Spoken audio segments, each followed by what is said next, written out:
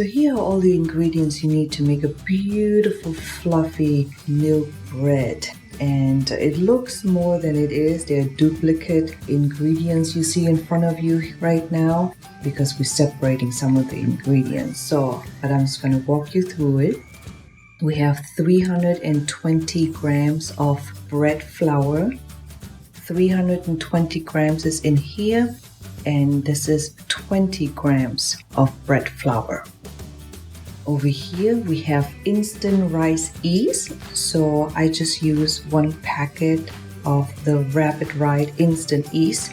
We have a half a spoon of kosher salt here, that's only 1 gram. I have 4 tablespoons of sugar. This is just a raw sugar I got at Aldi. We need 1 egg, 4 tablespoons of butter, which is equivalent to a half a stick. I have half a cup of whole milk here. That's equivalent to 125 milliliters. And I have a half a cup of evaporated milk here. So I just had it on hand today, but you can just use another half cup of whole milk. That would work just perfectly fine. So the first step is going to put your egg with the evaporated milk or the whole milk, and you give this a little whisk. Here we go. And we're just going to put that aside.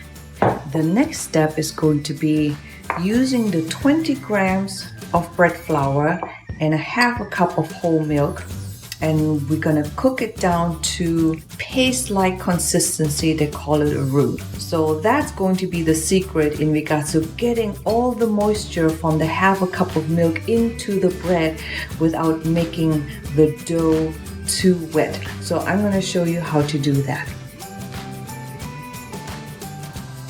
Okay, so we're going to make the roux. I'm going to do medium-high heat. Here's half a cup of whole milk, and I'm going to stir in the 20 grams of bread flour. So you don't want high heat because you don't want this to burn. So just medium heat, and you just dissolve the bread flour in there, and you just keep stirring. And this shouldn't take too long. It should take about 5 minutes.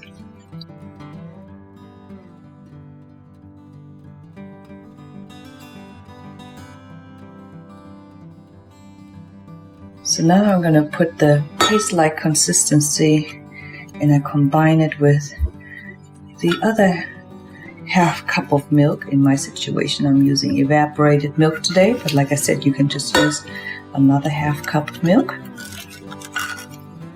Get it all in there. So this had the half a cup of milk plus the 1 egg. Okay, and now on to the next step. Okay, so here's our standing mixer. I put in my 320 grams of bread flour, and then I put in my yeast. Attach your hook, and then the milk and roux mixture. Lock it. And then you just want to combine it on the lowest speed setting, just to the point until the dough comes together. It should take only about 1 minute. Okay, that should do it. So all of the dry ingredients are combined. So let the dough rest for 10 to 15 minutes.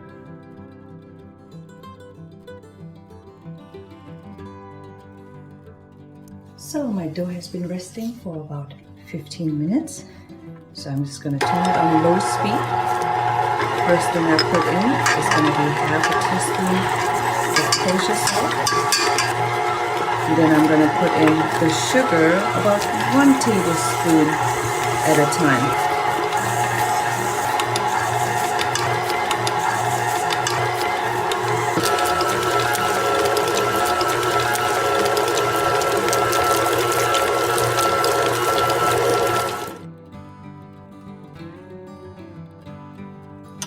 So as you can see, the dough is well combined.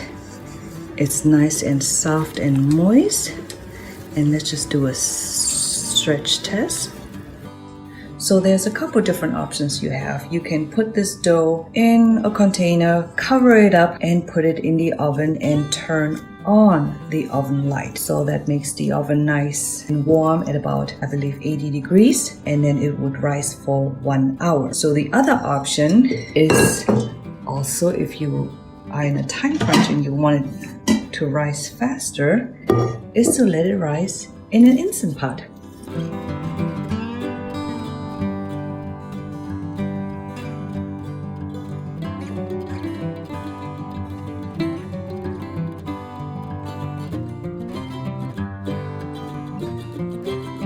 So this is about 35-36 minutes in the Instant Pot. So as you can see, it definitely more than doubled in size. So beautiful, soft dough. So I'm just gonna knead it a little bit to get all of the air bubbles out.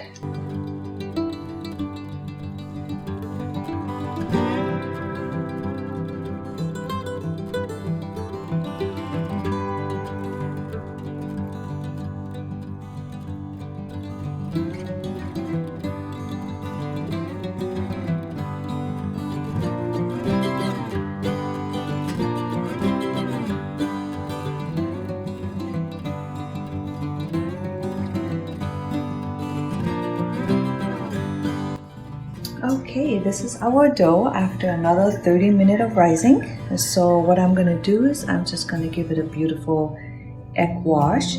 I've turned on the oven to preheat at about 350. So this is very delicate. It's a lot of air in there. So you wanna make sure that you don't handle it too rough. So we're just gonna do a nice glaze in a sense with the egg wash. Just brush it lightly and it gives it a beautiful golden color once it's done baking. I'm going to bake this one to start out with for 20 minutes. Baking time is going to vary depending on how big you make your rolls or the type of container you're going to use.